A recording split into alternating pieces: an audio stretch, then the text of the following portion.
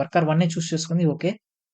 కానీ నాకు ఈసారి నాకు 226.94 అనే ఐపీ అయితే ప్రొవైడ్ అయితే అయింది. సో, ఇలా నాకు పాడ్ అనేది ప్రతిసారి నాకు ఒక రాండమ్ ఐపీ ప్రొవైడ్ చేస్తుంది కాబట్టి నేనేం చేశాను, మనం ఒక సర్వీస్ ఐపీని అయితే క్రియేట్ చేసాం.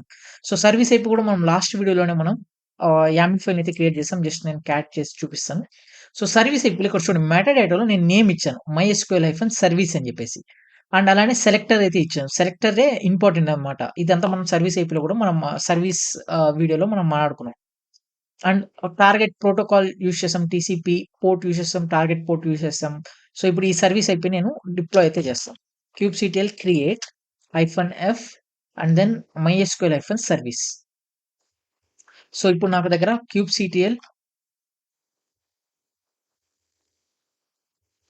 kubectl గెట్ పాడ్ నా పాడ్ అయితే ఉంది. అలానే నాకు సర్వీస్ ఐపీ అనేది క్రియేట్ అయితే అయిపోయింది. సో, ఇప్పుడు మనం ఈ సర్వీస్ ఐపీని పింగ్ చేస్తున్నాం. పింగ్ అవుతుందా లేదా చెక్ చేద్దాం. సో, సర్వీస్ ఐపీ అనేది పింగ్ కాదు. అలానే నేను సర్వీస్ కూడా పింగ్ చేసి చూద్దాం. సో, పింగ్ అనేది రాట్లేదు. ఎందుకు రాట్లేదంటే నేనేం చెప్పాను? ఈ ఈ సర్వీస్ ఐపీ ఈ 10.103 ఈ 10 రేంజ్‌లో ఏదైతే నాకు నా సర్వీస్ ఐపీలో ప్రొవైడ్ అయిందో అదేమన్నాను? అదొక వర్చువల్ ఐపీ. వర్చువల్ ఐపీకి పింగ్ చేయలేం. వర్చువల్ ఐపీకి యాక్చువల్‌గా ఆ వర్చువల్ ఐపీ అంటే వర్చువల్‌గా ఉందని. దానికంటూ ఒక డెడికేటెడ్ సర్వర్ అంటూ ఎటువంటిది ఉండదు. డెడికేటెడ్ సర్వర్ అంటూ, డెడికేటెడ్ పాడ్ అంటూ ఏమీ ఉండదు.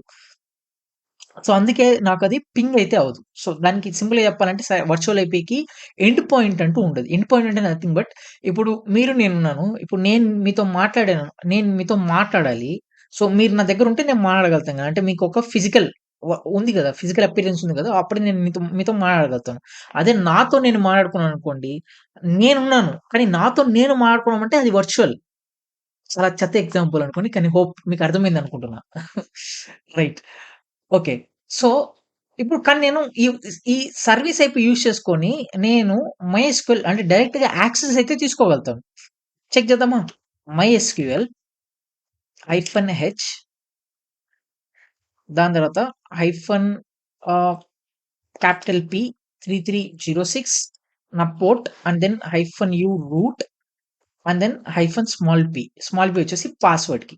సో, పాస్వర్డ్ అయితే అడుగుతుంది root 123 okay. Root at the rate 123